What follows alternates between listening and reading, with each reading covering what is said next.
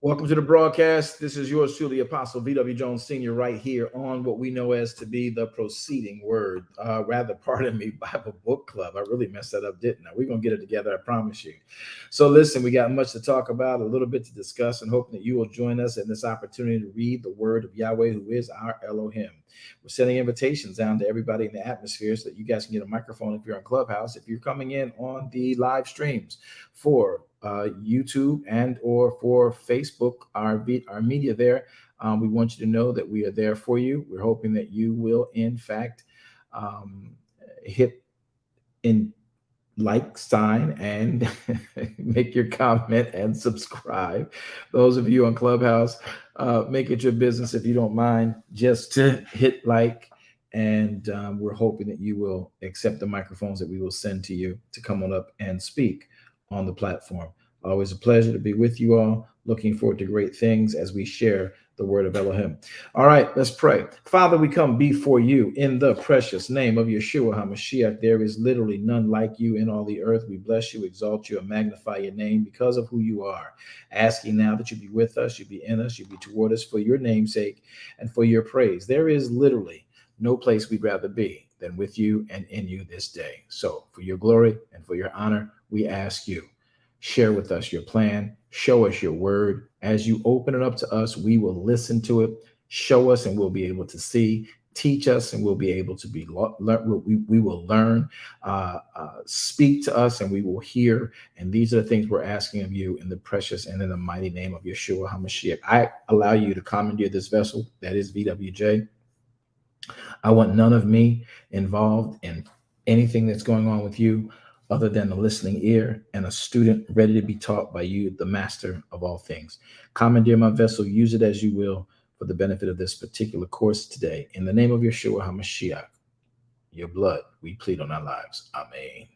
All right, everybody, so good to be with you. Hope that you are ready to learn something today. It's a time to embrace, a time to share, a time to know his word in this season.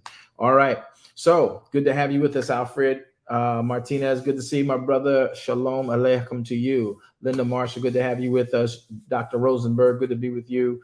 Prophetess Leslie, good to be with you as well. Let's get, hey, brother Arthur Grice, you and that wonderful family. Let's get started. We stopped off in our last session in the book of Bereishit, Genesis chapter and number 24. We don't have notes to go over that as some of our moderators are, I'm going to probably redo this, but some of our moderators are unable to, who keep me in touch with those things, are unable to be here tonight. We're grateful for all the moderators we have and what they do for us, and we praise Yahweh for that. It's a beautiful and yet a real thing. So in the book of Bereishit, we're going to start reading right into Genesis chapter 25, Bereishit 25. We want to pull the Bible up. For those of you who don't have a Bible or actually are working and need a Bible to look at, if you go to VWJ Ministries on Facebook or VWJ Ministries on YouTube, you will see, I'll play my Bible with you, have my Bible up on screen for you. We will learn together. How about we do that? All right. So let's look now at Bereishit chapter number 25. I'm going to actually push back to chapter 24 just to make sure we're good. Genesis chapter 24, we're going to skim through this so we can pick up at 25 and know where we're going with content and context of the content. All right. So verse 1 says, Abraham was old, he was well stricken in age. Verse 2 says, Abraham said unto his eldest servant in his house, put what I pray you under your hand, put your hand under me, make a covenant with me. Let's go down to verse number 55. I'll start at verse 55.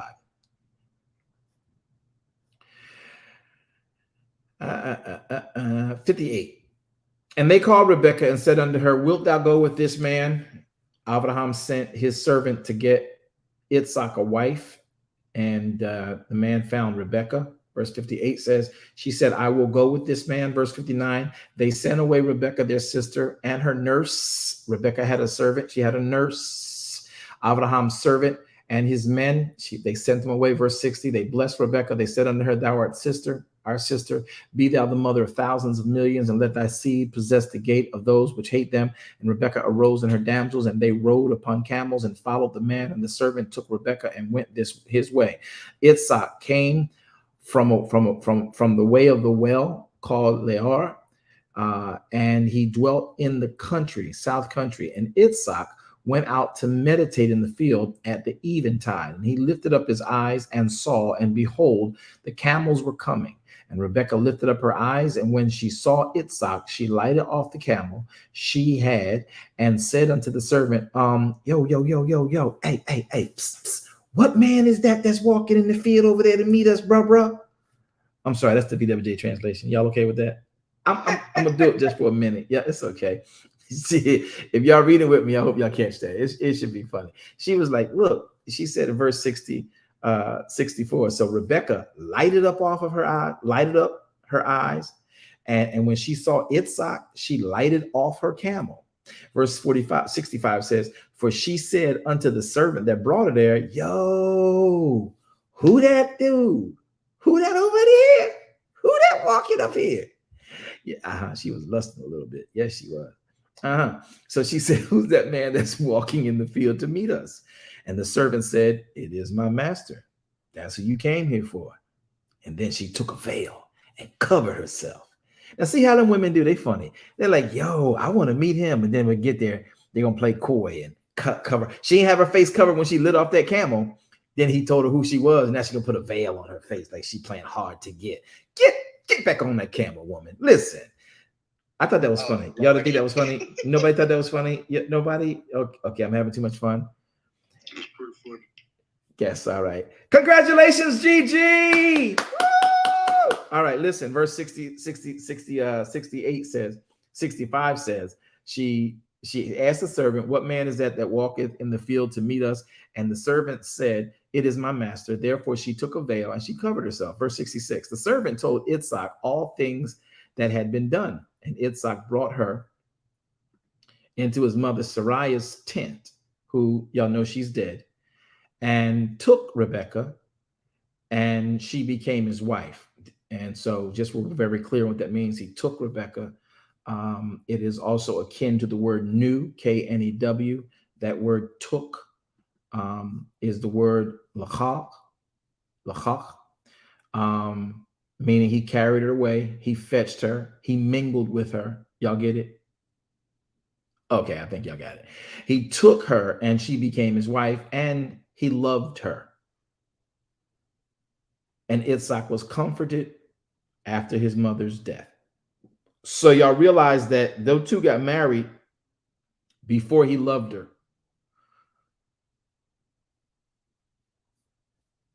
Yes. Yes, I saw that.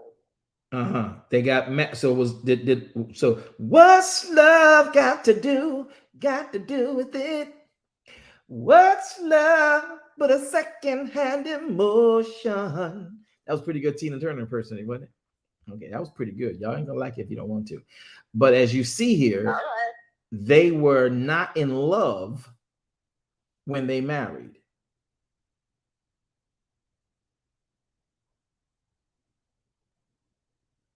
No, your screen isn't frozen.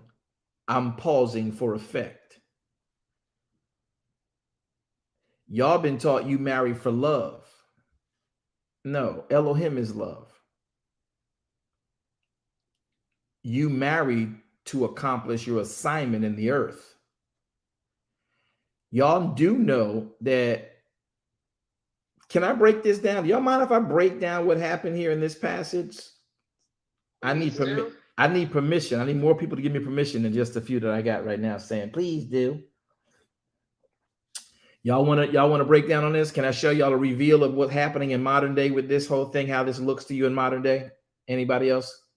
Yes, sir. Okay, I got one on Clubhouse. Anybody? Okay, I got one on Facebook. I need somebody. Anybody on YouTube? No YouTube. Y'all want to know YouTube? Come on, talk to me before I give it to y'all. So here's the deal. When I tell y'all, what's love got to do with it? Love should not have anything to do with why you marry. Love should be a byproduct after you married. What? I need y'all to talk back to me. Everybody got microphones. This is a Bible book club. This is not me teaching. This is us reading the Bible, but you're going to get some depth and revelation. So y'all better talk to me, or I promise you I will make this the shortest Bible book club on the planet.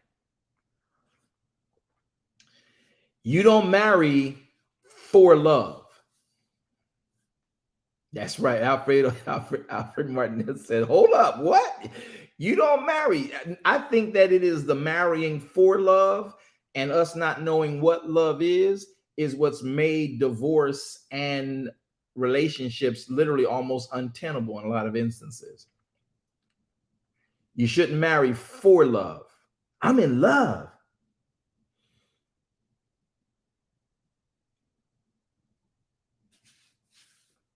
I'm in love. I want to marry that woman. I want to marry that man. I'm in love.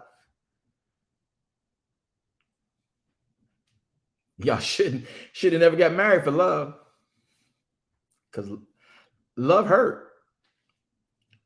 There's always pain around love. For Elohim so loved the world that he gave his only begotten son. There was some pain involved. Ooh, y'all not going to talk to me yet, but it's going to be good. You're right. I'm with you. You tracking? I see Alfred. Alfred said, I'm tracking. I'm tracking with you. I hear your voice. Y'all trying to marry for love because they do this thing and they got these eyes and half the stuff they got ain't theirs anyway. It's fake. Okay, moving on. Oops. Oh my goodness. Yeah. So who you got at the end of the day? Anywho, you know what I mean? We marrying filters today. Talking about I love the filter. My goodness. Listen. Catfished. Y'all loving stuff. Y'all getting married on catfish. Yeah. All right. So here's the catch. Real talk. Let me keep it a bean. Look at this before y'all think I'm crazy and tripping. Think I'm not serious. Watch this. I want y'all to pay attention to this. Look. So you don't marry for love. Love should be a byproduct that mushrooms out of your marriage. You don't get love until after you married. See, because you marry for function. You marry to build a life together. Let me ask y'all a question. Y'all gonna talk to me, Bible book club, or y'all gonna talk to me? Or I gotta beg y'all tonight to participate. I need to know. Yeah, Talk to you. So here's the question. When Adam and Ishai got married, did they love each other? No, they didn't. No, sir. No, they were created for a purpose. They were what? Say that part again. Who said that? That sounds like Lindo. That Lindo? Yes, sir. All right, I'm gonna need y'all to say your names from here on out. So, no, very good. They married for what? Purpose. They were created for a purpose. Right. So why did they have a union? Oh, so that they could fulfill the purpose Yahweh gave the human. He said it was not good for man to be all one, so he made man two and then told them to act like the one he made. There was no love involved. Now, when he saw Ishai, when she came out of his womb, he was like, oh, snap! Look at you, my God. Whoa, man. Yeah, he was enamored, but he wasn't in love. So y'all, I thought y'all was gonna talk to me today. Let me take my, you know what? I got my vocal spray for my voice because y'all not gonna make me strip my voice. Messing with y'all. If you are in fact an orator, if you are in fact a vocalizer, if you are in fact a vocal athlete, or you are a psalmist, a person, this is by LaRue Howard, one of the best singers in my region. It's called Vocal Spray. I can't tell you how much this has helped my voice whenever I'm about to speak and teach and lubricate what's necessary so I can do what I do with y'all. So y'all know y'all don't get married because you in love, right? You get married because you are trying to build a life. Now, when you build a life, watch this, there are parameters. So the first marriage, Adam and Ishai, they didn't love each other, did they? They didn't know each other. All he said was, who is you? You know what? You bone of my bone and you flesh of my flesh. You know what? I'm going to call you woman. Did that sound like love? Nope, it did not. Not at all. And the purpose for why man was given woman was because male and female he had created, put them both in one body. And then he said it's not good for man to be all one. So he separated the woman, the female, from the masculine, the male, and then gave her her own body from his body. And then said, I want y'all to operate like one. Did y'all know that's what actually happened in human history? So now, man did not marry for love. Elohim is love. Elohim gave man a job. So when man would complete the job that Elohim had given him, to complete the job, he made them work as a unit. And then they would turn around and like their finished work, love their finished work, and work with each other to continue to do those types of things that were part of their job. Let me show you even deeper why this goes this way. Watch. So, when Abraham sends the servant in chapter 24, when he sends the servant to go pick out a bride for his son, he tells the servant, go back and get me a woman from my people to marry my son. Don't let my son go back there and live down there. Don't let my son marry a Canaanite woman. I need a woman that I know got our mentality, and he's got vision. He's got a blessing on his life that needs to have a certain mentality, helping him carry it out and carry it through. So Abraham sends the servant back to his land, Laban, gets Rebecca. Rebecca hasn't met Yitzhak, has she? No, she has not. No, she did not. Rebecca also is being selected so she can help Yitzhak carry out the vision in Yitzhak's life. Is that a job? Yes. Yes, it is. That's a job, isn't it? That sounds like Eleazar, who is Abraham's servant, is a headhunter. Y'all know what a headhunter is today, right? A headhunter is a talent finder, a talent scout for companies. They go find out the best managers and the best people, and then it's like a hiring agency. So they find the best possible candidates and keep them in store for companies who need jobs for CEOs, ops managers, IT guys, CSRs, whatever, right? And then the headhunters have these people waiting for jobs to be filled. So let me ask y'all a question. Harold, tell me why you got scared. Let me ask y'all a question. He then asks his servant to go find him a person who can help fulfill the job Yitzhak has.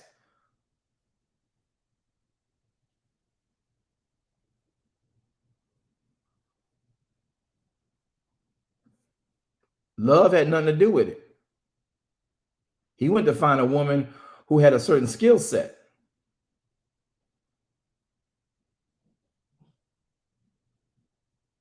And found her.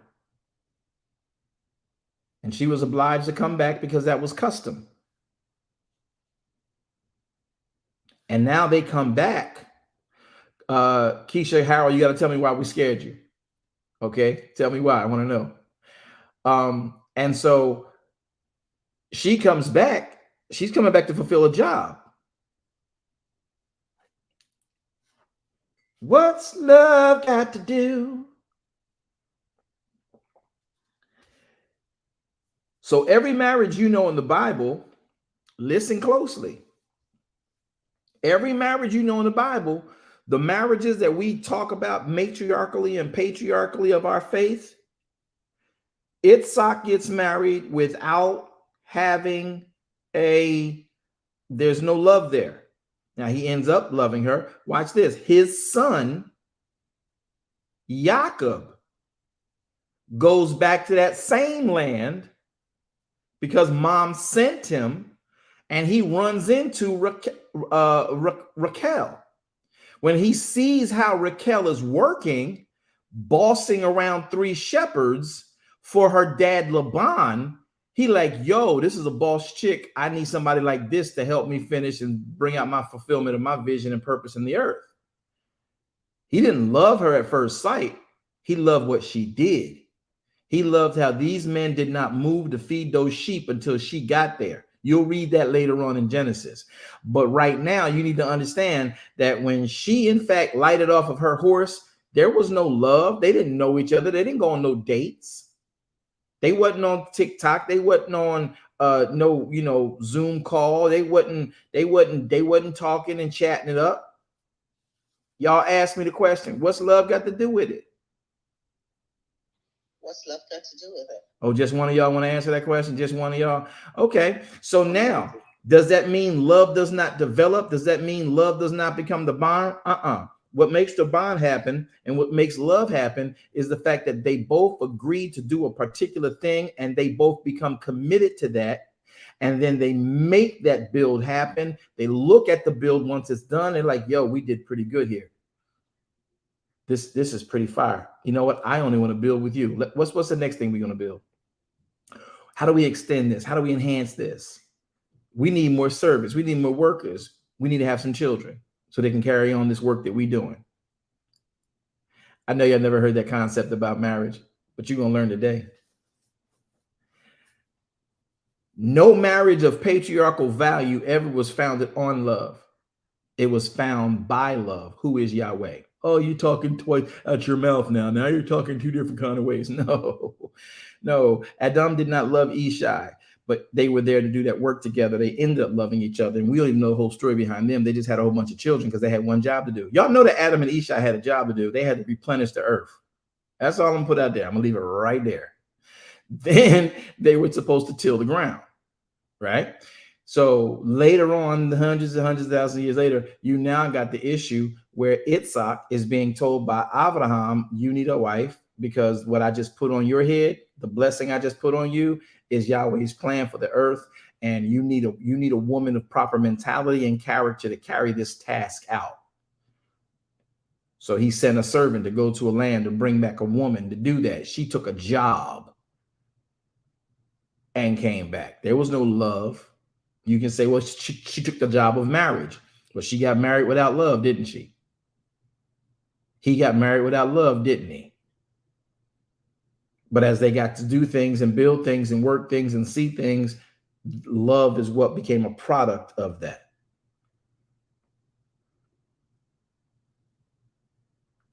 His son, Israel, years later, does the same thing with Raquel. He doesn't marry Raquel because she was fine. He couldn't even see what she looked like. Everybody, ooh, yeah, he fell in love with Raquel when he saw her at the well. He didn't see her. He saw a woman in a burlap sack. He saw a woman in a burlap sack. He did not see how beautiful she was. Her face is covered. That's what they did. That was their custom. She had on what she needed to keep on to stay warm, cool, and she kept her body outside of her weaponry so she could defend herself. She's in a place where a band of men are. She's always got to be on top of her game, and Laban taught her well. Israel didn't fall in love with her because of how she looked. It was because of how she worked.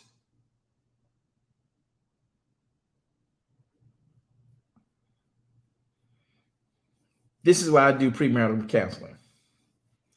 Y'all all right so far? Can I keep moving? Because y'all said y'all going to talk to me, but clearly y'all not going to talk to me today. So let me go back to the Bible and read the storyline.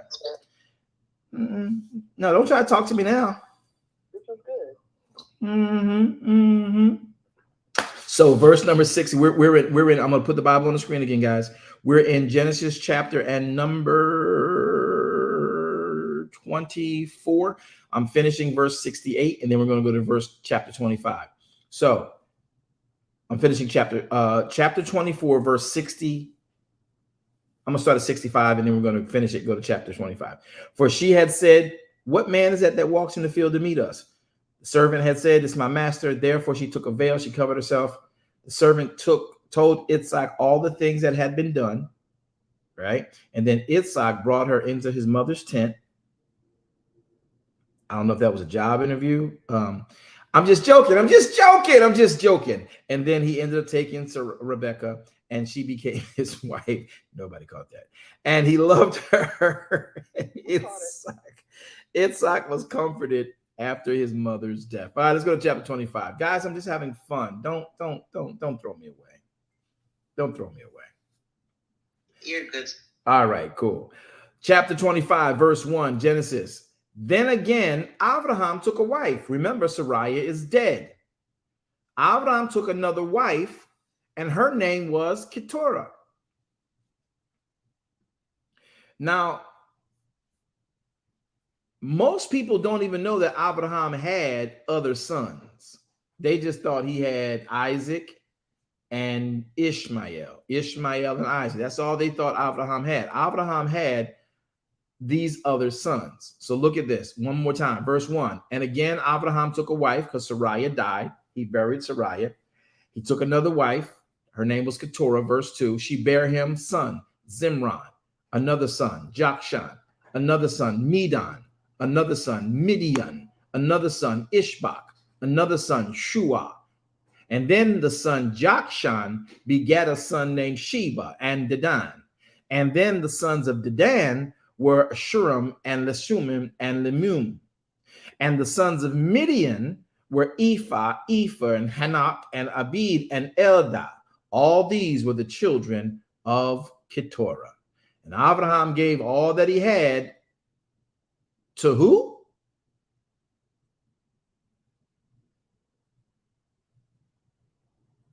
Bible book club. I need y'all to read with me because it's not a Bible book club if we're not going to read together. I don't understand. So Abraham gave all that he had to who? Isaac. So doesn't Abraham have all these other sons? I mean, verse 2 says he got Zimran, Jokshan, Medan, Midian, Ishbak, and Shua. That's 6 other sons. But when he dies, he gives everything he had to Isaac. Y'all wonder why a lot of people don't like Israel? It can start right here. Wow. Let me give y'all a little tip. Can I give y'all a little secret that you won't know until we read further into the book of Genesis and maybe Exodus? Can I give y'all a little spoiler? Can I give you a spoiler alert? Spoiler alert. Can I give you a little spoiler? Yes, Yeah. sir. Do so. Okay. So when it comes to Moshe, does anybody see any name in here that sort of kind of, resonates with you about Moshe? Now, Moshe is not yet born. This is Moshe is going to be thousands of years later. But Moshe is not yet born. Or hundreds of years later. Moshe is not yet born. Okay, Moshe going to be Moshe going to be Moshe is going to be almost 1,000 years from now. Okay, but any name in here look like it's connected to Moshe? Well, I'm gonna say them again. So you got Zimran, you got Jokshan, you got Medan, you got Midian, and you got Ishbak, and you got Shua. So here's a spoiler alert: Midian. Midian. That's the name. Anybody know why Midian? Yolanda. Is That's where Yolanda, go. isn't that where his father-in-law's from? That's where he went after he left Egypt, right? So after he left Egypt, Amen. he went to Midian. That's where he married his wife Zipporah. And Zipporah's father was Jethro. Jethro was a man who knew Yahweh. In Midian is where Moshe meets Yahweh. The tree of the burning bush.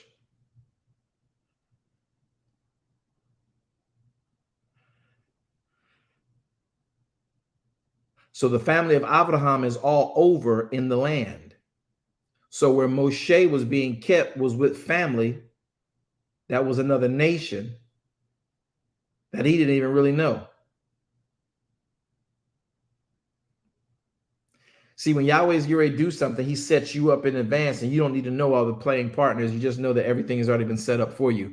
Midian existed, so Moshe had a place to come and get reposed. And then once he got reposed, he reset himself, and now he's good to go. Okay, that's a spoiler alert. I hope some of y'all get that. All right, verse 3. And Jokshan begat Sheba. Sheba, somebody saying something? Did someone say something? Yeah, I just said that was very interesting. Didn't know that. Cool. So verse 3 says, Jokshan, the son, he begat a son named Sheba and Dedan. And the sons of Dedan were Ashurim and Lethushim and Limum. So Abraham actually experiences 1, 2, 3 sets. You got children, you got his sons, and then he gets to see their grandsons and their sons, which make it his grandsons, and then he gets to see Dedan and then all of them. So their sons gonna have sons. Verse 4: the sons of Midian were Ephah, Epher, Hanak, Abida, Elda. All of these were the children of Keturah, meaning they came from the sons Abraham had with Keturah. Verse 5 says, Abraham gave all that he had unto Isaac. Now, for many of you who might not know what Keturah means, it was just basically the wife of Abraham. But the Qatar means it is a place where, let me read the definition. In the Strong's define, it is the Hebrew word H6999. Is a primitive root, which is identical with the root word 7000, meaning through the ideal of fumigation in a closed place, and perhaps thus driving out the occupants, to smoke something out, or to turn something into a fragrance by fire, especially as an act of worship, to burn upon an altar, incense, kindle, and offer. But the actual other word Qatar for 700 means to enclose, to join.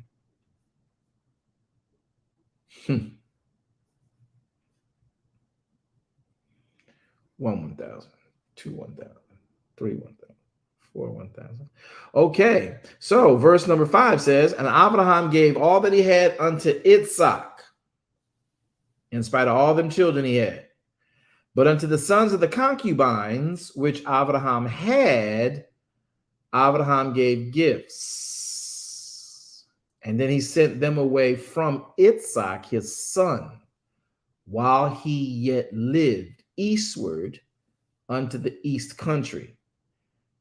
And these are the days of the years of Abraham's life, which he lived. He lived 115 years. How old is that, y'all? 115. 175. 175. So Abraham lived to be 175 years old. Verse 8 says, and Abraham gave up the ghost. He died in a good old age, an old man full of years, and was gathered to his people. Watch this. Pay attention, y'all. This chapter is packed with information. Verse 9, and his sons Isaac and Ishmael. Wait a minute. Didn't Ishmael leave? His sons Isaac and Ishmael buried him in the cave of Machpelah, in the field of Ephraim, the son of Zoar the Hittite, which is before Mamre, the field which Abraham purchased of the sons of Heth. There was Abraham buried alongside of his wife Sariah. 1, 1,000, 2, 1,000, 3, 1,000, 4, 1,000. All right, verse 11 says, and it came to pass after the death of Abraham that Elohim blessed his son Isaac. Isaac dwelt by the well of Lacheri.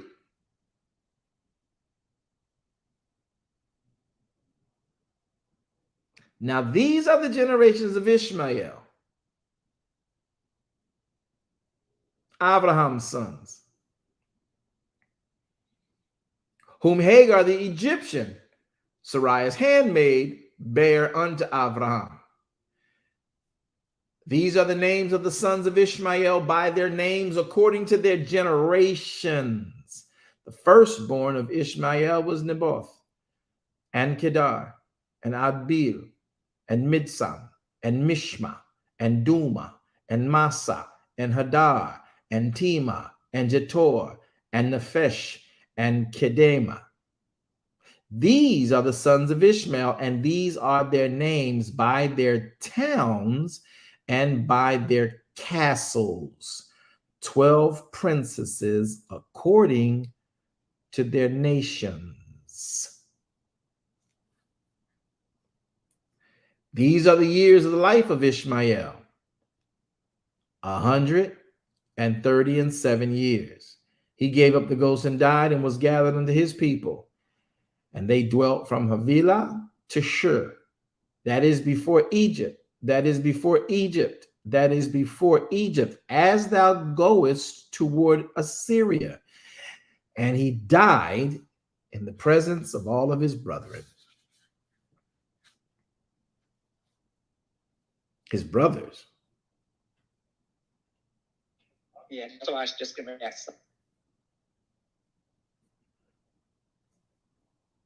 And these are the generations of Itzhak, Abraham's son.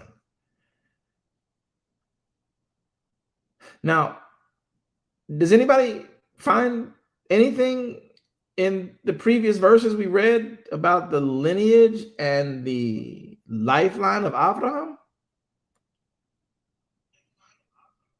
Yes, Danielle. I don't know your name. Say your name. Who is that, Danielle? Hi, Danielle. What you got? I'm a little not confused, but when did Ishmael come back into the picture? Good. Now, first thing we want to make sure we're clear on, since the question came in, I'm going to give a little bit of preference here, a little bit of foundation here, is that Ishmael was sent away. Yahweh put a blessing on Ishmael. But Itzhak and Ishmael were not enemies. Ishmael is the reason for the Nation of Islam. Itzhak, technically, with Israel, his grandson, is the reason for the other two monotheisms that we know on the earth, most popular monotheisms, which are Christianity, but primarily Judaism. Okay? So the storyline reads that when Abraham died, all of his sons buried him. Ishmael, Itzhak, Midian,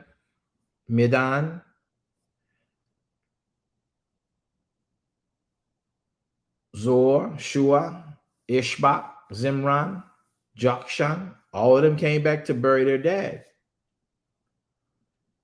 So that means they had to be in communications. We act like when Abraham sent them away, like they wasn't still, pen pals and nothing like that. They were still technically brothers. And Ishmael had a blessing on his life as well. He was promised to be many nations. Did that promise come to pass, y'all?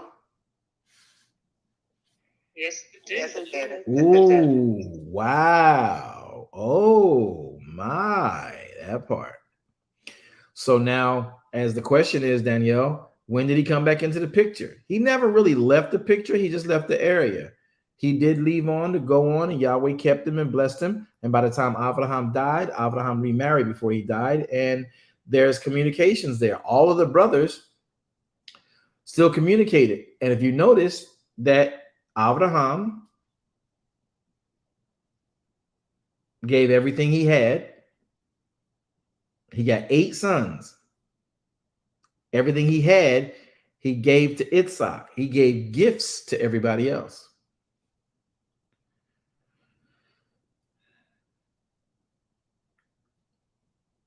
Think that could cause a little bit of tension? Yes. Janet. Yeah. Janet, go. What you got? My question was, so then I understand he gave the others gift and sent them away, I guess, to build their own life. But what was the purpose behind that? Is that because of the difference? I'm not understanding your question. Mother? I'm not understanding your question. What was Why, in other words, why were they sent in, to build a life elsewhere? Is it because of the difference in the mothers? Because not the difference in the mothers, it's the promise of Elohim. Okay. It's nothing could be around Sariah and Abraham's son. Okay, yes, okay, got it. This is why in the New Testament, the Christian church teaches the issue of the son of promise and the allegory, the son of promise and the son of a fleshly decision. And so Yahweh promised that he would give a son to Abraham, and yet Abraham would still become the father of many nations, but the promise was for the son of Abraham and Sariah. That's right, correct, yes, okay, makes sense. Y'all think Abraham was a good steward over what Yahweh blessed him with and the fulfillment of the will and testament of Yahweh?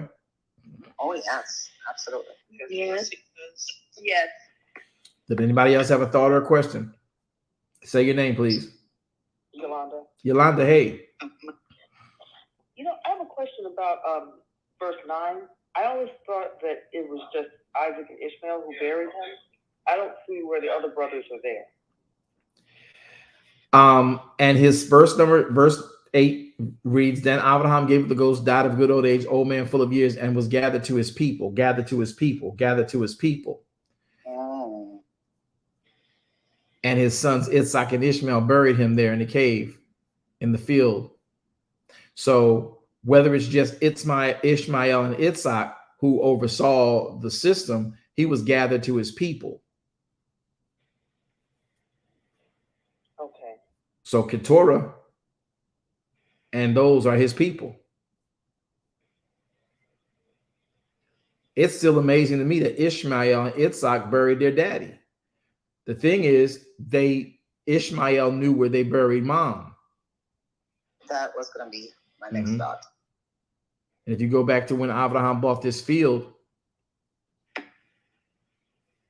the cave in Machpelah, he bought that from the Hittite, which is the land that they call before Mamre, which is biblically important. And we'll keep reading about that as you go along in the passages. Does that help, Yolanda? Yes, it does. Thank you. Cool beans. All right. Any other thought or question? Say your name, please. Montgomery. Reading this now, it's really exciting. The fact that Ishmael, his brothers was there when he died. It says that they were all around him. And to see that they were not just a nation, they were a nation of wealth. And I think that that's very important because it talks about them having, castles. And well, they weren't just a nation, they were nations. I thought that's what I said, sorry. Mm-hmm. No. I just want to make sure because I get cleared out because they got castles. That's just Ishmael's part. Right. Then you got Dedan, you got Jokshan, you got Shua, you got Midian, you got Midan. How you think Moshe ends up in Midian? Wow. Right. When Moshe leaves Egypt, he ends up in Midian. Now, for y'all that don't know, I got a question on the platform. I'm looking at it right now. It says, where was Ishmael living in this time? Ishmael was living in Egypt. When Ishmael left, his mother Hagar took him back to Egypt. Got him a wife of the Egyptians.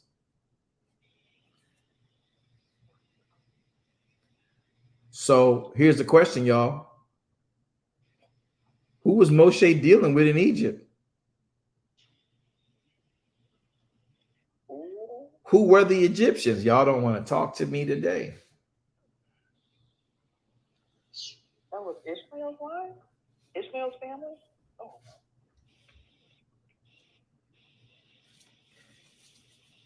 If Ishmael became king and he went to Egypt, what did he become king over? Oh, the Egyptian. Wow. Wow. Wow. Wow. Man, look at here. Yeah, it is a look at here moment. Y'all saw me pausing. If y'all don't see me, when y'all hear me counting, when y'all see me counting when I'm reading, I'm waiting to see the questions that should come. That's powerful. It's more than powerful. So all those nations that were around them, by the time even Joseph shows up, you know, and Israel shows up and Jacob shows up, all those nations that were centralized around Egypt, how do you think it became the most powerful? Listen, y'all. Abraham's life and what Yahweh put on him secured everything around the storyline of Moshe and Israel being cultivated, nurtured, and brought into existence.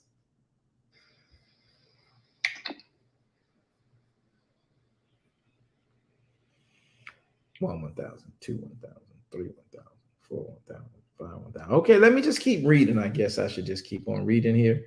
Verse number 12 says, "Now these are the generations of Ishmael, Abraham's son, who Hagar the Egyptian bare to Abraham." Verse 13, "These are the names of the sons of Ishmael: Nehaboth, Kedar, Adbeel, Mitsam, Mishma, Duma, Masa, Hedar, Tamar, Jutar, Naphish, Kedema. These are the sons of Ishmael, and these are their names by their towns and their castles. 12 princesses according to their nations." Yeah. Danielle, go. I had a question about Kedar. Is it related to Kadesh? One of the areas. I'm not remembering I can't where it is, but I can't hear you. Connection to Kedar. Danielle, I can't hear you well. You got a little background noise. Go ahead. Say it one more time for me, please. Is Kedar in any relation, anyway related to Kadesh? I can't remember exactly where it is, but I'm remembering an area called Kadesh. Well, you have or Kadesh. Is that anywhere connected to Kedar? These are years. This is Kedar, which is the son of Ishmael, and they are descendants and representatives. Now, Kadesh and Kedar are two different places. Kadesh, okay, right? They are two different places, but they are all, again, because the names are so similar. But when you go to search out Kadesh and you work out and look up for Kedar, you know that the person Kedar is in fact a place. So everything, you know what? Let me just double check that and make sure, because I'm almost positive I'm right about that, but I don't want to leave it a hanging chat on that. Watch this.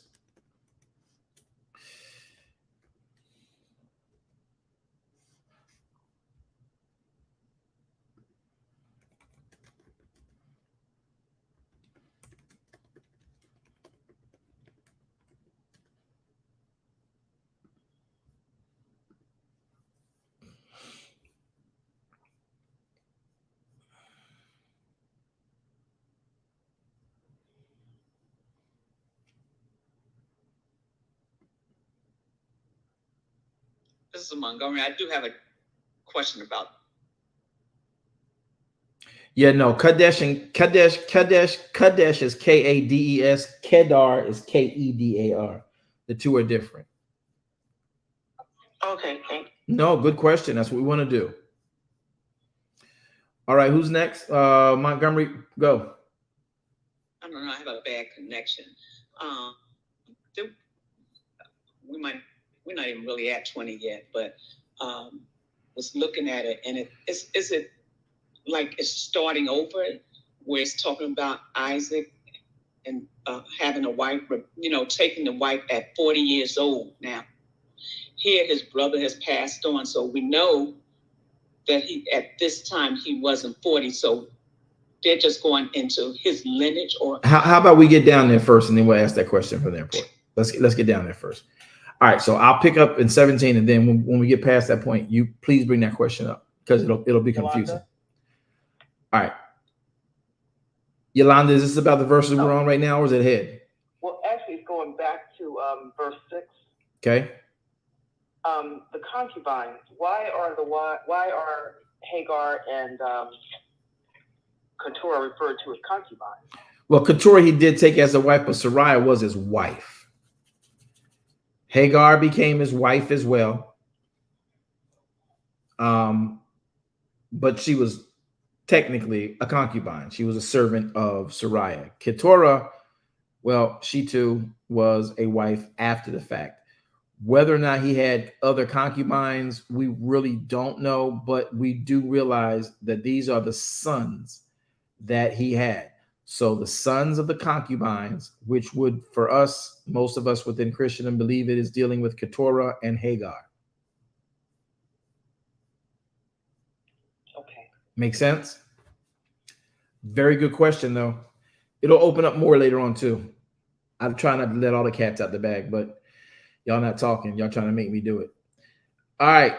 I have one more question. Who is that? I don't know who I am. Who's that? Say your name. I'm sorry, this is Danielle. Danielle, go. I was looking at the definition of Kedar, Mm-hmm. and it's a derivative of Kedar, and it says it's dark colored. So I don't know, just being curious. Dark colored is a good thing. It proves that they were dark skinned people, right? You can't be without color in that region.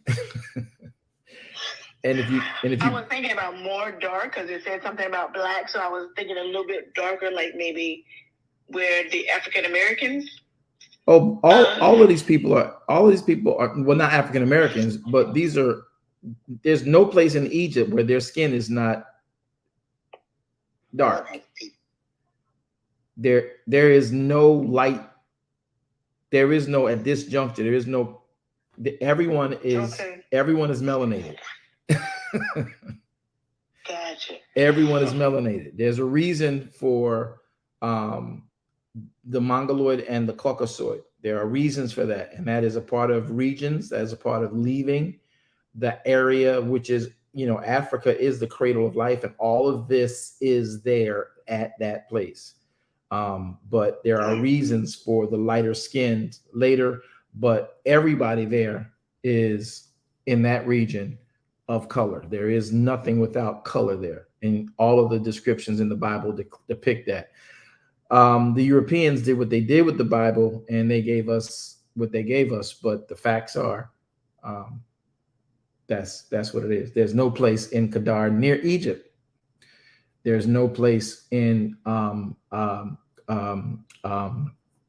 Gerar. There is no place in Israel. All of these places were of melanated people. Facts. Okay. You're welcome. Good question. Keep asking. Don't stop. All right. So verse 14, we'll read Mishnah, Duma, Masa, Hedar, Tema, Jetor, Naphish, Kedema. These are the sons of Ishmael by their names, their towns, their castles, and their nations. Verse 17, and these are the years of Ishmael.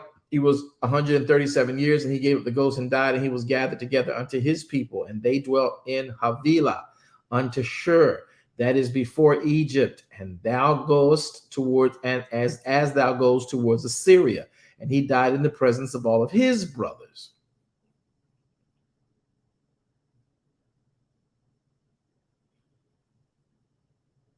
And these are the generations of Itzhak, Abraham's son. Abraham begat Itzhak. Itzhak was 40 years old when he took Rebekah to wife, the daughter of Bethuel, the son of Syrian, of Padaram, the sister of Laban, the Syrian.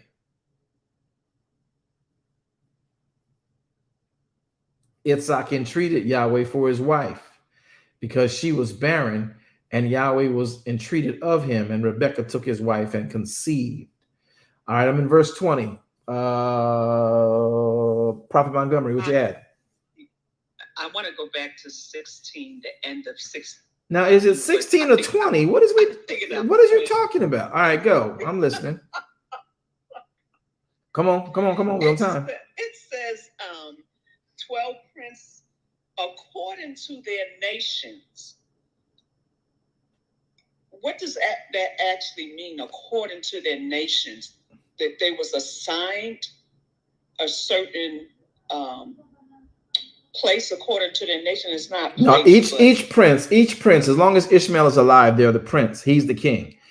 Right. So they are the princes of Ishmael, but where they go out and they set up their camps, they set up castles, and they set up nations. By virtue of that, whole new lives are set up. This is a part of the prophecy. Yahweh would make Abraham father of many nations.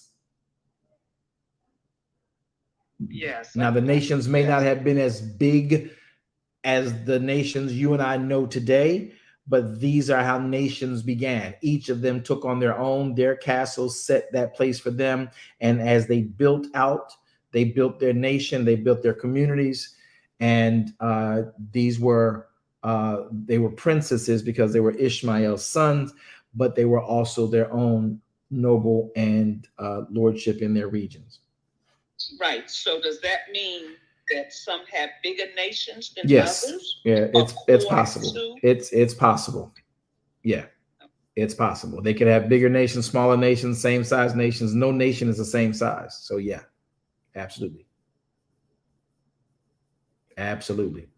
The thing is the confederation. When they become confederates and they make sure they work together, over time they end up falling out with each other. Shoot, the UK, most of Europe is based on families who fell apart. Right. You know, so yeah. All right. Verse 17. And these are the years of the life of Ishmael, 137 years. He gave up the ghost and died. He was gathered to his people. All right. 18. They dwelt in Havilah. Verse 19. The generations of Isaac, Yitzhak, Abraham's son. Verse 20. Yitzhak was 40 years old when he took Rebekah, his wife. What was your question about 20? Nope, I understand it now. I was trying to figure out why they started back there as far as him being 40 and what he has taken place, but it's to bring us up to where the generations are and what's taken. Right, because now we're dealing with the generations of Isaac, Yitzhak, who was Abraham's son. So he doesn't have a child until he's 40. Well, beyond that, but he takes his wife at the age of 40. So the generations, here is where the generations of Yitzhak began. So, yeah. Right. I was just wondering why they started there, but now I understand that. Okay. Verse 21 says, and Yitzhak entreated Yahweh for his wife because she was barren. Yahweh was entreated of him. Rebekah, his wife, conceived, and the children struggled together within her. And she said, if it be so, why am I thus? If I'm supposed to be pregnant, why is this going on? And she went to inquire of Yahweh. Yahweh said unto her, 2 nations are in your womb. 2 manner of people shall be separated from your bowels. 1 people shall be stronger than the other people, and the elder shall serve the younger. Did y'all hear that? Yeah. Wow. And many nations, that's 2 other nations. I'm sorry. Yeah. This is the prophecy and the fulfillment of what Yahweh has said. So Ishmael has 12 nations out of him. We don't even know how many nations came out of. We can just say we can say 6 nations came out of Keturah. But if you pay attention to what Yahweh did in what the Torah does earlier in this, it doesn't give you a whole bunch, but it gives you the indictment and the inclination that those sons. I'm gonna go back up to verse number 3. When it starts talking about the sons of Abraham being Jokshan and the son of Abraham being Midian, how they begat Sheba, Dedan, Now, do y'all know that Sheba is a nation and Dedan is a nation?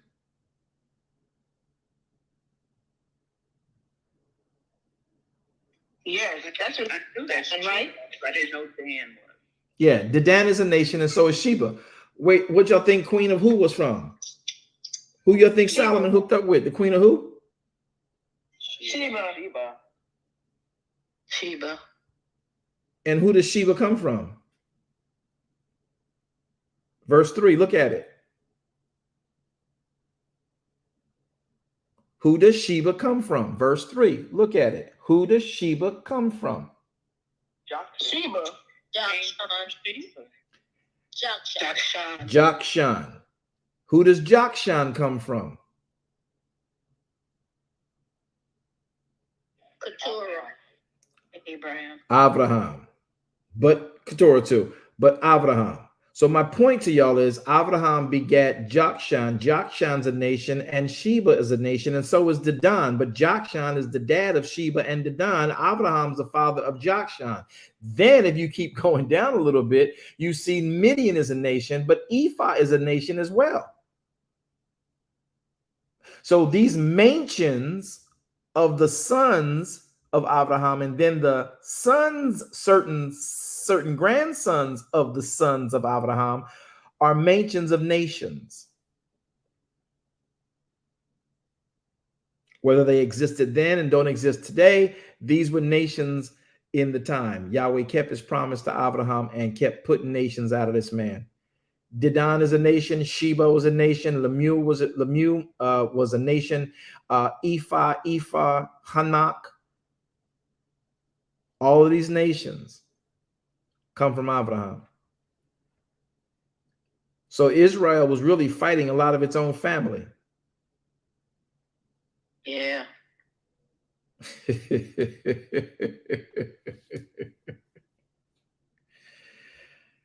This is why people have problem with the Bible and don't know how to actually try to make the dissection and get the historicities right. Can I move on from this or y'all want to learn more? Let me go back down to verse number 20. I'm going to go back to 23. Let's see if we can't start again. 22.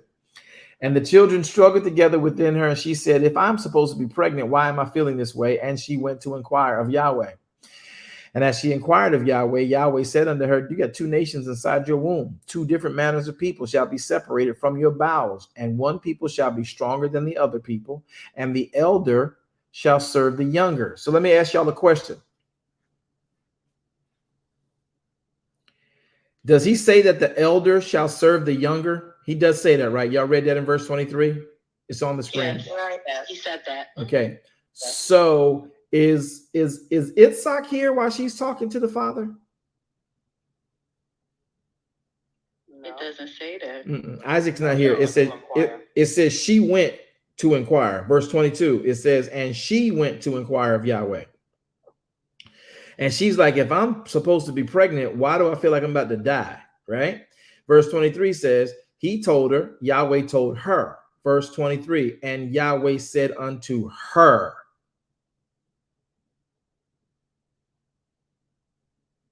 Two nations are in your womb. Two different manner of people are in your womb. They will be separated from your bowels. And one will be a strong people, another will be weaker, but the elder son, the elder shall serve the younger. So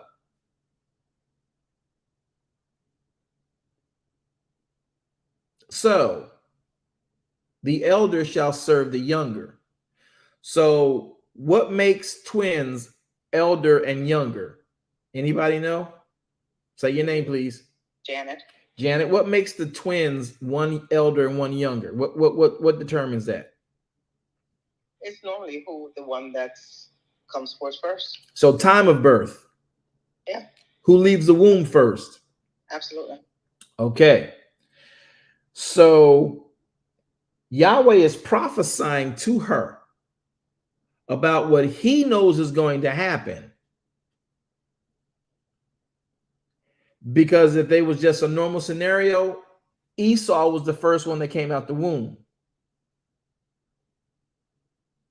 There's a reason Jacob grabbed his leg.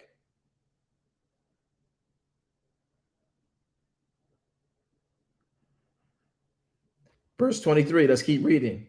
And Yahweh said unto her, 2 nations are in your womb. Verse 24, and when her days to be delivered were fulfilled, behold, there were twins, just like he said, in her womb. The first came out red all over like a hairy garment, and they called his name Esau. And after that came out his brother, and his hand took hold on Esau's heel. And his name was called Jacob.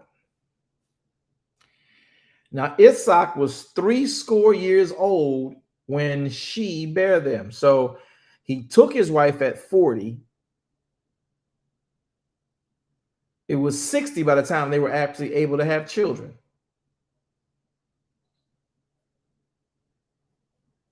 Wow. Yes. So Jacob did not steal the birthright, contrary to what we think. Yahweh prophesied in verse 23 what should have happened. And the mother would have never, she was there to obey what she was there to do. She'd been with this man all this time. She'd never turned her back on this man, never lied to this man, never told him anything crazy, goofy, or weird. And for her to then say, son, come here. I know the prophecy. Yitzhak wasn't there when Yahweh told me what he told me.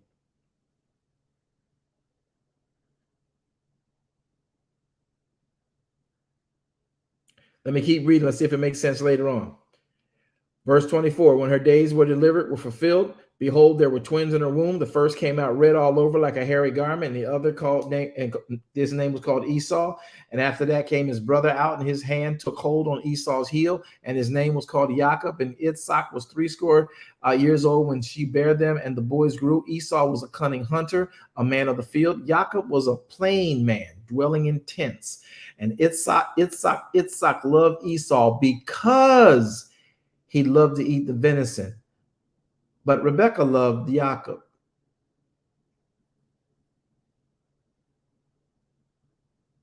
Jacob sod pottage. Esau came from the field because he was faint. And Esau said to Jacob, feed me, I pray thee, with the same red pottage, for I am faint. Therefore was his name Edom. Jacob said, sell me this day your birthright. Esau said, man, I'm at the point of death. What profit shall this birthright do me? And Jacob said, well, swear to me this day. And he swore to him. And he sold his birthright to Jacob. Jacob gave Esau bread and pottage of the lentils, and he did eat and drink and rose up and went his way. Look at this, y'all. By doing that, Esau despised his birthright.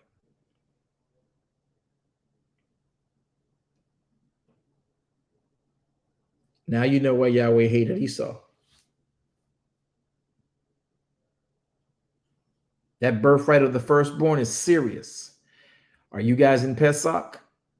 Why you think Yahweh came back into Egypt to take the birthright of the firstborn man and beast? Because the birth, yeah, it's a little bit more deeper than y'all think. Watch. So, chapter 26. And there was a famine in the land, beside the first famine that was in the days of Abraham. And Isaac went to Abimelech, the king of the Philistines, unto Gerar. And Yahweh appeared unto him and said, go not down into Egypt, but dwell in the land which I will tell you of. Sojourn in this land, and I will be with you, Jacob, and I will bless you. For unto you and unto your seed I will give all these countries, and I will perform the oath which I swear unto your father Abraham, and I will make your seed multiply as the stars of the heavens, and will give you unto your seed all these countries, and in thy seed shall all the nations of the earth be blessed. Because that Abraham obeyed my voice, son, and kept my charge and my commandments and my statutes and my laws, and Isaac dwelt in Gerar. Now, the men in that place asked him about his wife, and he said, she's my sister. For he feared to say, she's my wife, lest, said he, the men of that place should kill him for Rebekah. Sound familiar? Because Yes, it does. she was fair to look upon. And it came to pass, she had been there a long time, that Abimelech, who was the king of the Philistines, looked out at the window and saw and beheld Isaac was sporting with Rebekah, his wife, laughing, making mockery and playing with each other. Verse 9, and Abimelech called Isaac and said, bruh, come here, man. Yo, man, that's your wife, ain't it? Why you tell me she was your sister, fam? Isaac said unto him, man, because I didn't want to die, because, you know, you and your people, as y'all are, saw her, you know, to be as fine as she was. And Abimelech said, what is this that you've done to us? One of the people might lightly have lain with your wife, and thou should have had brought guiltness upon us. Abimelech charged all his people, saying, yo, whoever touches this man and his wife shall surely be put to death. You think Abimelech remembered his dad's issue with Abraham? He was like, yo, we ain't doing it. No, my dad told me about how he woke up in the middle of the night and everybody in the house, nobody could bear children. It's funny. Okay.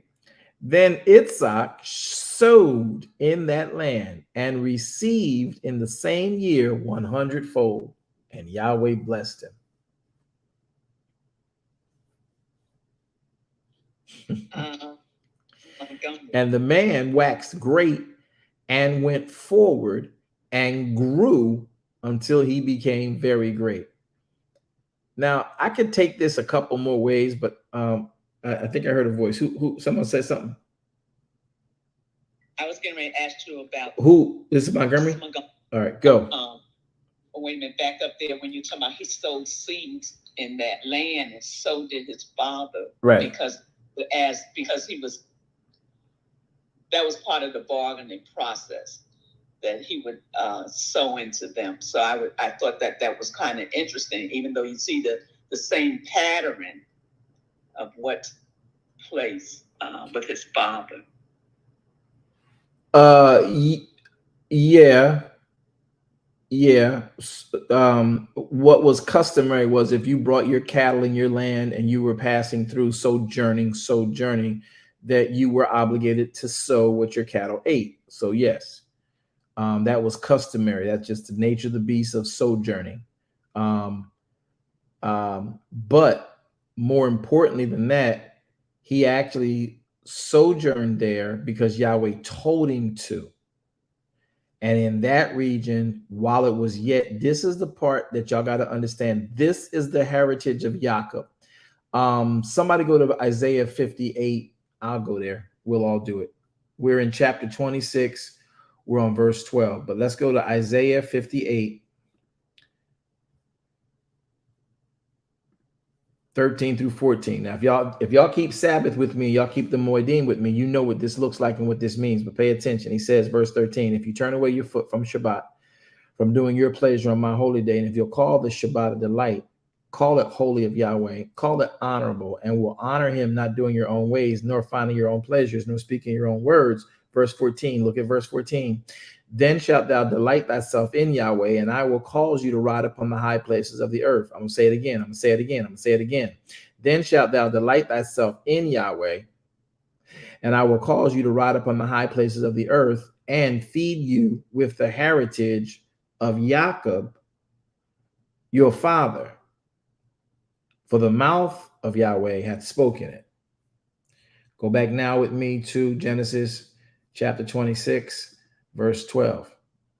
And Isaac, Jacob's dad, sowed in that land while they were in a drought. Go back up to verse number 10. Sorry.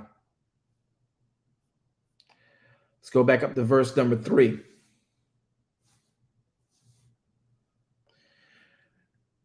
Yahweh told him, verse 2, Yahweh appeared unto Yitzhak and said, don't go down into Egypt because there's a famine down there in that land. I mean, a different famine from the famine that was in the days of Abraham. This is a whole different famine. This is in the days of Yitzhak. And Yahweh told Yitzhak, don't go down into Egypt. Dwell in the land which I shall tell thee of. Oh my goodness.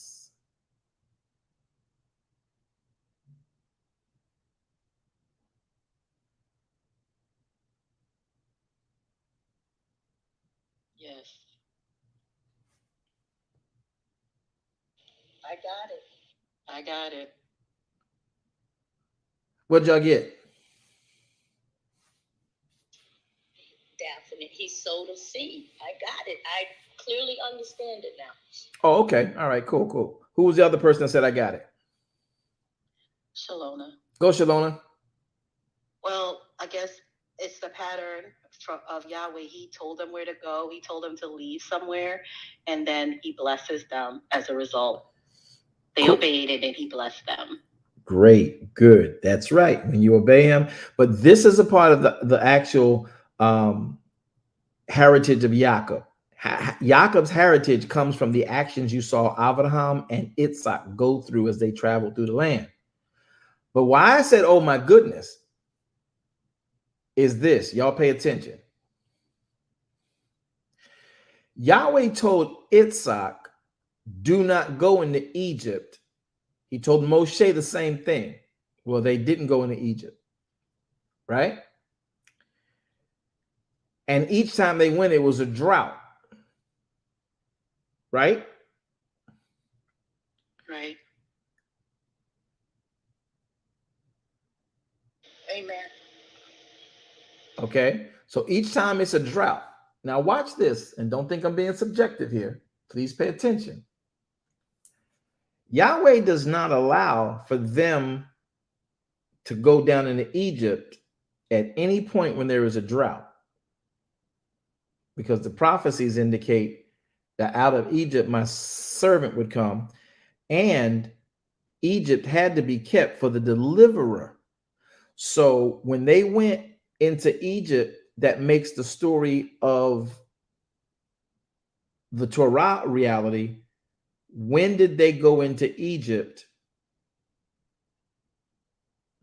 Oh, when Egypt was thriving. Egypt was thriving, but why were they thriving? Because Joseph was there. Right. And what was going on in that time, y'all? A famine. There was a famine. So it's almost as if Yahweh don't want to mix up the people. So if they go down there in a famine and then they make, Yahweh wanted that to be left for that group of people, that famine would be determining the storyline that we have today for who and how the deliverer come, because it wasn't time for the deliverer yet. Moshe's was not time. Yitzhak, they didn't need a deliverer. If they went into Egypt, why do you think Yahweh came down and said, you're in a famine, but don't go to Egypt? Egypt was the obvious choice. Don't go to Egypt. You go over here. I'll sow y'all. I'll bless y'all over here in Gerar, a lesser land. Don't go to Egypt, because it wasn't time for Egypt's role in the plan of Yahweh. Let me keep moving on.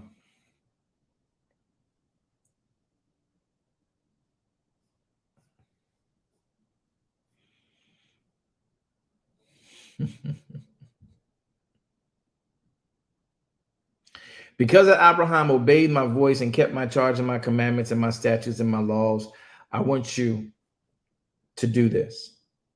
So Yitzhak dwelt in Gerar. Verse 7, the men of the place asked him of his wife.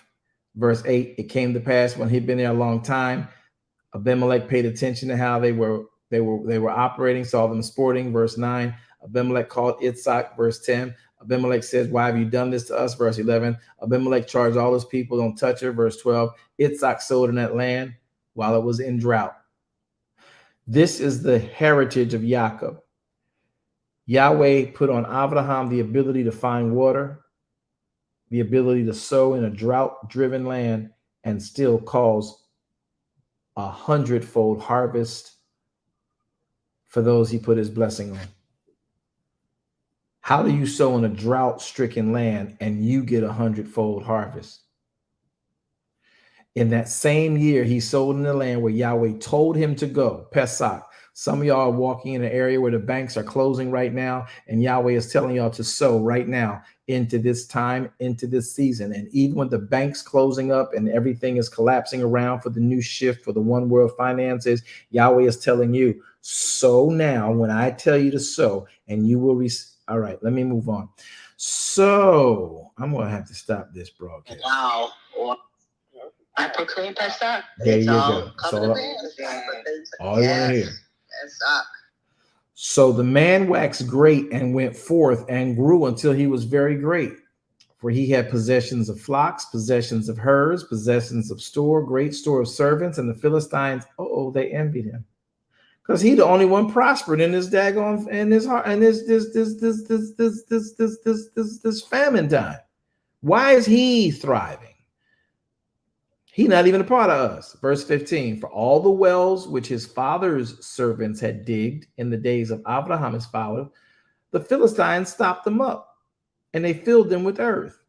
Abimelech said to Yitzhak, y'all got to leave us now. For you guys are much mightier than we. So I don't want no conflict. Y'all got to go. Verse 17, Yitzhak departed, pitched his tent in the valley of Gerar, and dwelt there. Yitzhak digged again the wells of water, which they had digged in the days of Abraham, his father, and the Philistines stopped them after the death of Abraham, and he called their names after the names by which his father had called them. Yitzhak's servants digged in the valley, and they found there a well of spring water. And the herdmen of Gerar, they strove with Yitzhak's herdsmen, saying, the water is ours. And he called the name of the well Esek. Now, what does Esek mean?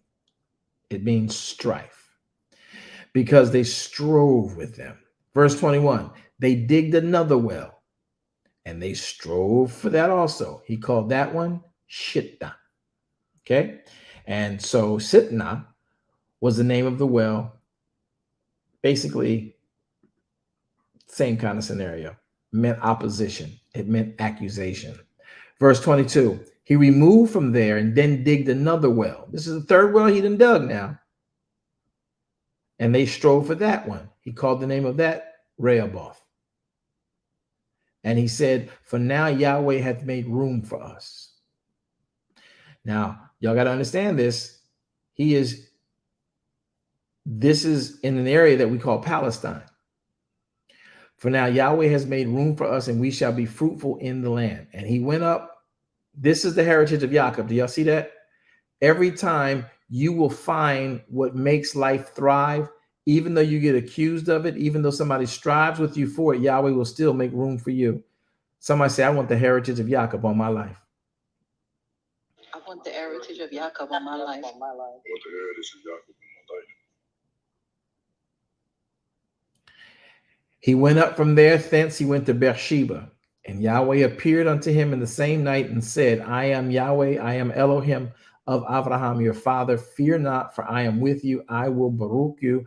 I will multiply you and your seed for my servant's sake. Not because of you, Yitzhak, but I'll do it for my servant's sake. And he builded an altar there and called upon the name of Yahweh and pitched his tent there. And there Yitzhak's servants digged a well. Then Abimelech went to him from Gerar, and Ahuzath, one of his friends, and Pichol, and the chief captain of his army. And Yitzhak said unto them, well, why are y'all coming out here to see me, seeing y'all hate me? And you sent me away from you. And they said, we saw certainly that Yahweh was with you. And we said, let there be an oath betwixt us, even betwixt us and you, let us make a covenant with you, because we see greatness in you. We see you about to blow up.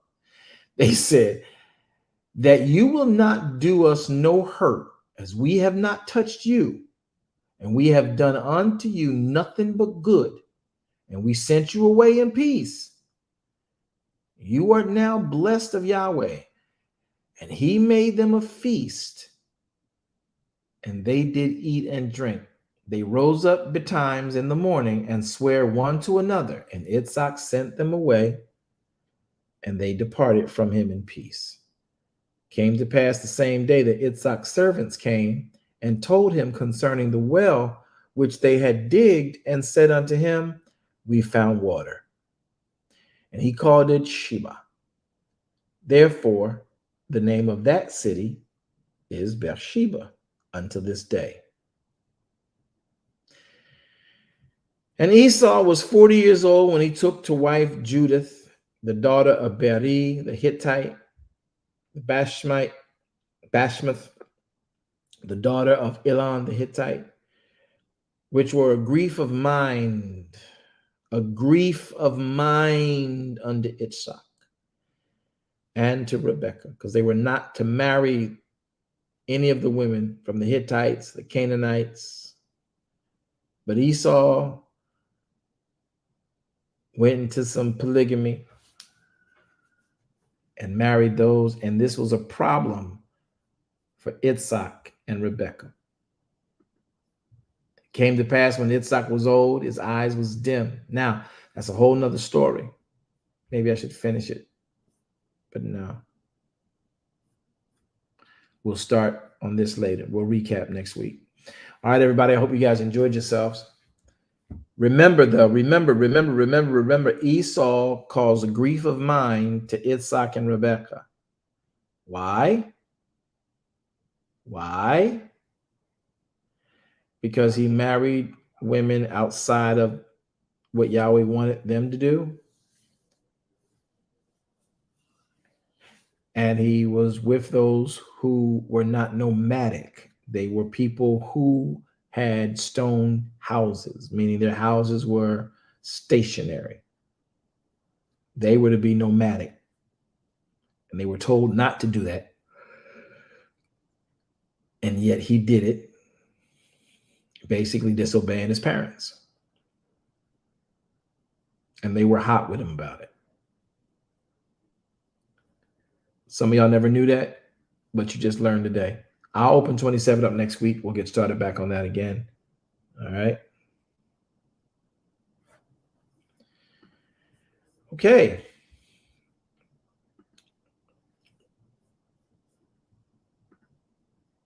Daphne. Go ahead, Daphne. Who was supposed to be nomadic? I missed that part, sir.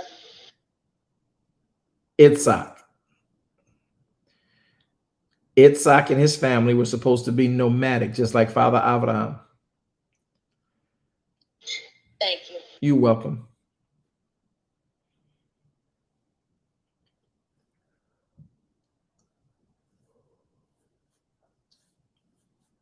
Montgomery. Go, Montgomery. I don't know if this has anything to do with it. What's your question? I was thinking about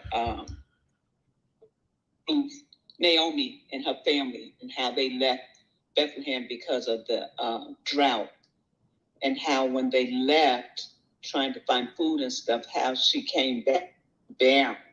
She came back to a land that was no longer had a drought. And I was just thinking about the famine and how it doesn't say that they was instructed by Yahweh to leave or anything like that. It just says that they left. So I was wondering, were they, even though there was a plan in it, were they out of obedient by? You gotta put this together better. You're talking about Ruth and Naomi now. Yes, I said this is thousands of years ahead, right? We're that's at least a millennial ahead. So what is your question? I think we can still probably dissect your question. Your question is, with Naomi leaving Moab. Yes. With her family. have a bad connection. I don't know if you can hear me. I'm hearing you fine. The issue is okay. you're When talking he about when you're talking about when she was with her husband and she left Yes. with her sons. Exactly, when they left because of the famine, but you don't see any directions from Yahweh for them to leave. And they leave and they go to another country. And I know she gained daughter-in-laws from that, but did they, by them going there and everybody all the male passed away, was that a sign of not being obedient? Or No, that was just no, the way it happened? just the way it happened. Because if you think about it, Ruth is now a part of the lineage of our Savior, like the grandmother. Yes. So they were already in the promised land. There were no more promises other than the Messiah coming. So it's not a matter of them being disobedient, which is why the men died. Whatever and however they died, I can't see that being them that being a reward or a wage of sin. I can't see that. That's not what we see. But what we do see is how Yahweh would let you know that he'll use what he wills to bring his will to fruition. And I believe it's very important to show that once Israel was in their land, then they spread out. So Naomi and Elimelech going out, spreading out from their promised land, having their home still on their property, they just spread out into another land.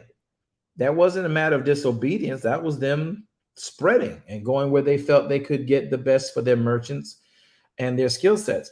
And them dying in the wilderness, there's nothing that indicates a reward for disobedience. They are in the promised land. Now, if this would have been before they went to the promised land, I could have said something, but this is them in the promised land. They're settled. Now they expand themselves. Because of them, the whole nations of the world will be blessed. So as they're stable, homes are settled, Elimelech decides to go where he felt he can make a couple of dollars more, whatever, based on famine or not famine. But when he gets to Moab, he's there. She gets, her sons gets wives from there. That part was something that you can also consider, but their dying wasn't a reward of them marrying Moabites, because they were now they have already had the promise fulfilled to them. But right, I understand that part. I guess there's so many. The story is there, but there's a lot of piece that just makes you wonder how things happen. Well, the beauty of that storyline is that Ruth, though not of this nation of Israel, is a representation and a type cast for those of us who are not of Israel being redeemed. Both Ruth and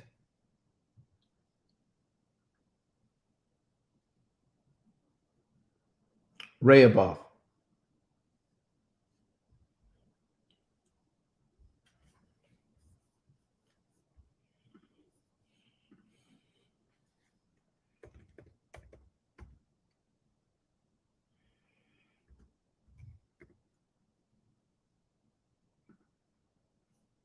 Thank you.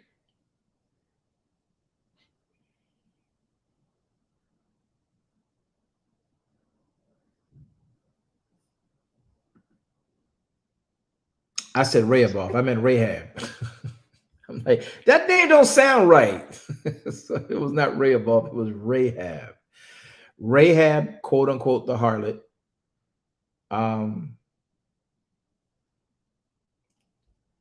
Even she is in the lineage of Yeshua. And Ruth the goddess of of a Moabitess culture, converted, not of Israel, but redeemed by the protocols of Torah. And now she's in the lineage of Yeshua as well. The salvation is for the whole world. But the process was for Israel to show it and demonstrate it to humanity so that all nations would see how to be reconciled back unto the Father. All right. Good questions. Hope you guys enjoyed yourselves and learned something tonight. And it's always a pleasure and a joy chatting with y'all and talking with y'all and doing this every single solitary night. Next week we'll be back. We'll be starting in, we'll be going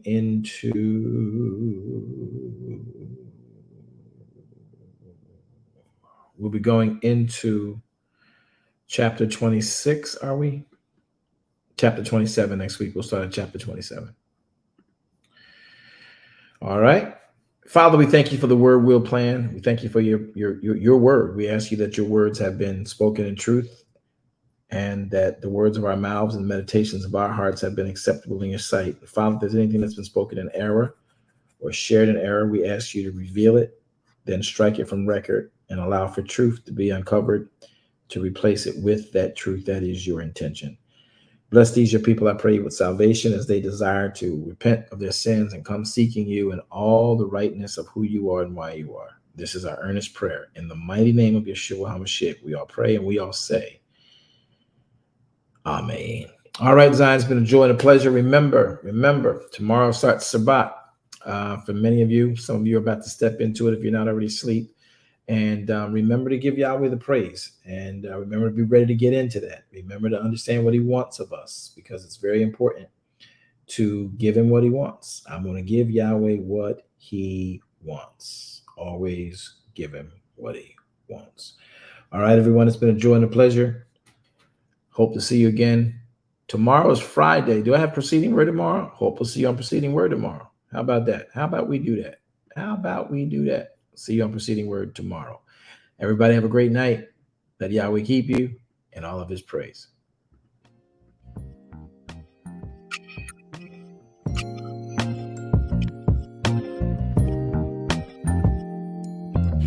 If you need truth, this is the place for you. Don't need to complicate it. It's best to keep it basic.